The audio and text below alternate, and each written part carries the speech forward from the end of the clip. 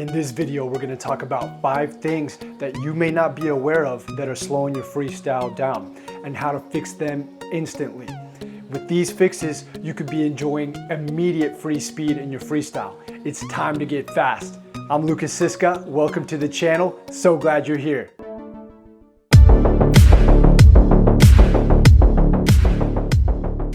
First, let's talk about the easiest fix. How do you hold your hands? You don't want to be doing this, and this when you're swimming. Guys, the most effective way to hold your hands in freestyle is actually to have them loose, relaxed, and slightly spread apart. Did you know there was a study at the University of Toulouse done that the ideal width of your fingers to be spread apart when swimming for grabbing the most water was actually 3 to 8 millimeters. Now, you don't have to overthink it and exactly imagine how many millimeters are my fingers apart. Simply have your hands nice and loose and relaxed, and then find that firmness with them relaxed as you pull through the water. To find that balance between loose and firm so that you can pull maximum water, we need to incorporate things that all elite swimmers do, and that is sculling. I'm going to show you a series of sculling drills in the water right now that are super easy. Anybody can do them, so that you can grab more water and have the correct hand position when you swim. So to generate this so-called loose firmness, we need to learn how to have a greater feel for the water, and we can do this with sculling. Now Lynn here, my swimmer, is sculling in the catch phase. All she is doing is feeling the pressure of the water on the palm of her hands going inwards, outwards, inwards, outwards. This is the hippie drill, becoming one with the water. Now, sculling in the power phase, this is what I was talking about with having the high elbow. She is literally sculling in the area where you generate the most power in your stroke. So we had the catch phase, this is the power phase. And by moving back and forth with our hands, we can learn how to feel the water there. Now let's connect the two. So now we're going to isolate further and just go from the catch to the pool with the halfway drill. Doing it with double arms first.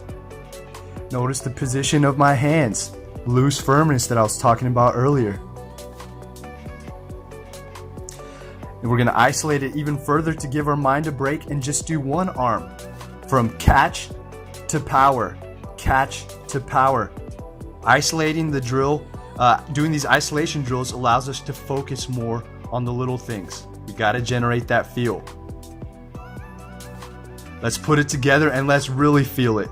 Going for catch to power and all the way through. Catch, power, and power it through. Notice how I'm using the big muscles of my body, not dropping the elbow. The next easy fix is actually your head position. Everybody gets confused about this. Where do I hold it? People make the mistake, especially when they're new swimmers, to do the full frontal. Look like this while they're swimming. Guys, what this is gonna do is it's gonna make your legs drop down, your butt drop down, make you less buoyant, and just make swimming so much harder. What we want, the optimum position of the head, is for our eyes to be looking down at a 45-degree angle. When you do that, your back half rises to the top and you're so much more buoyant, and swimming becomes that much easier. I'm gonna show you a drill that can really help you figure out the correct head position and feel that body rise to the top. Let's check it out. In this drill, we just need to have both arms by our side, our head looking down, and we're rotating from one side to the other. We're focusing on having a stretched out body, our head looking down, not forward, so that our back half rises to the top. Now, this next issue could not only be slowing you down, but literally pulling you backwards. A lot of swimmers, especially if they're swimmers who don't come from swimming backgrounds, they have stiff, rigid ankles, and they kick through the water unknowingly like this. Look at this, this is a 90-degree angle right here. If you kick through the water like this, you're not only gonna be pulling yourself backwards, you're gonna be making your legs sink and pulling you down. Now, an easy fix is just to remember, hey, point your toes a little bit, but that's not enough. To get even faster, you wanna have your legs floppy, all right? And to make them floppy, we need to do some short stretches every single night before bed that will make all the difference. So, first things first, it's really easy to manually push your ankles that direction. Guys, I've been doing this for a long time, so I can make my ankles go really far. But if you can't do it as far as I can, go according to your pain tolerance, all right? We wanna do ankle rolls. One way, the other way. Okay. We want to take it even further, and we want to sit on our ankles, and I'm going to grab this kickboard over here.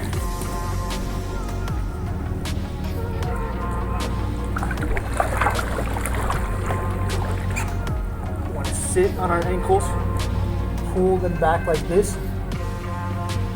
This is when we can go really deep. Go back forward.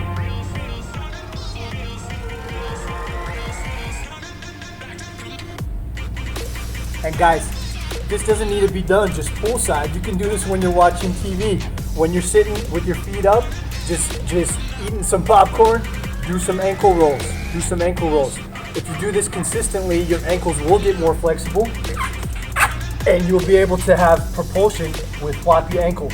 And it's good to practice that whip kick even on land because it's a muscle memory, all right?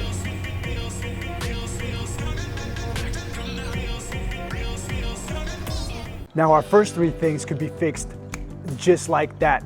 Now the next one can be fixed fast, but it requires a little more effort. But guess what? The effort pays bigger dividends than the first three. And that is, of course, a lot of swimmers make the mistake of dropping their elbow down when they swim. Now you might have heard about this before, that you need to have a high elbow pulling through the water, but what do you need to envision to actually make it make sense in your mind? What we want to do is pretend that we're over a barrel, over a ball, like this Swiss ball that you see in the video.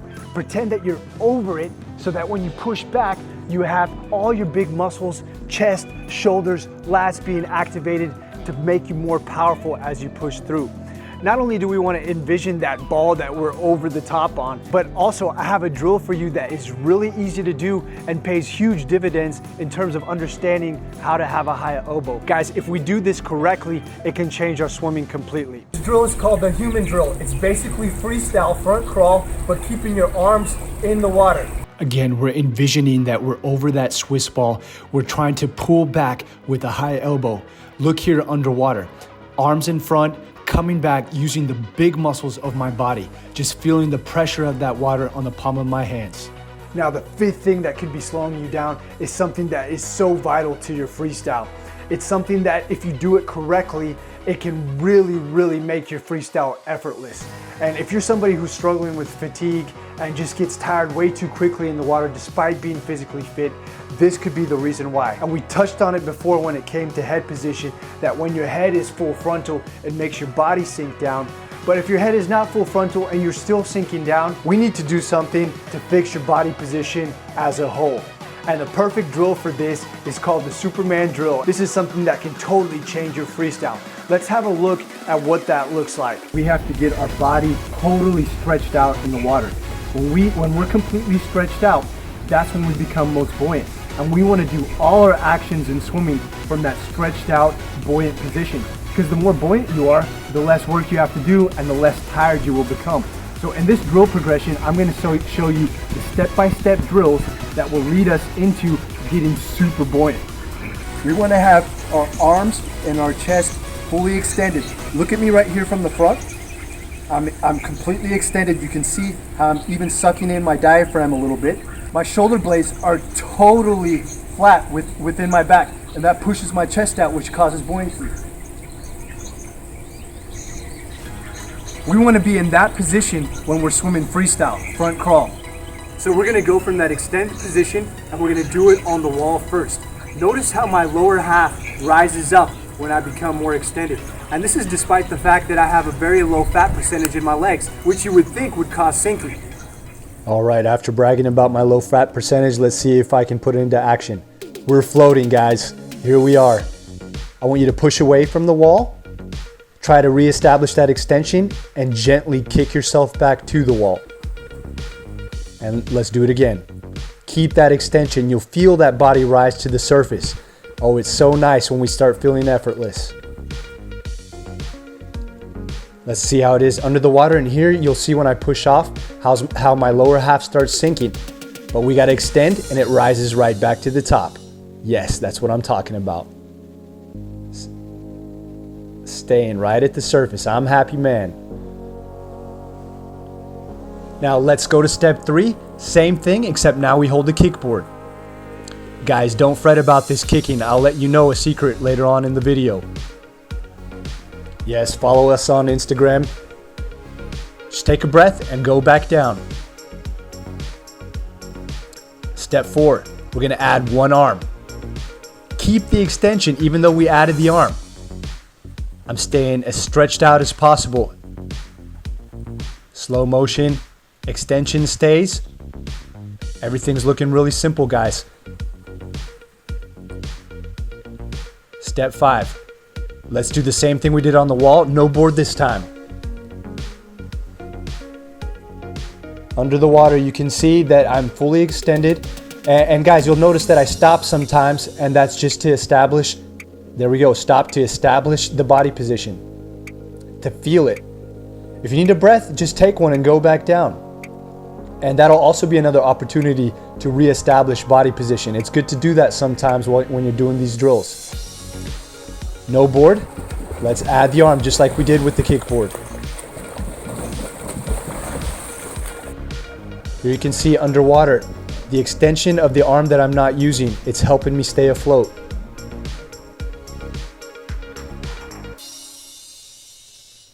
Guys, do not go to the next step until you master the first step. I've been swimming for years, so I make it look easy, but it can become easy for you as well. Let's add both arms. This is known as the catch-up drill, but it's the closest drill to actual swimming. Master the catch-up drill before you move on to normal swimming. This is basically freestyle, guys. You can do this. And guys, for those of you who are telling me right now, kicking makes me tired, I could never do that because it's going to tire me out. In the beginning, I want you to use fins, and I'll give you a link in the description for these exact fins that you can use. They're the best.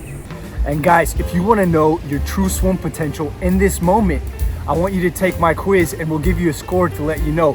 Look in the comments below, click the link and find out. Guys, don't let these 5 things slow you down. I'm confident if you implement what we just talked about in this video, it's going to take your freestyle to another level. And if you like this video, give us a like, subscribe to the channel. I'm so happy that you stayed with us to the end, and I can't wait to see you in the next one. I'm Lukas Siska. Take care.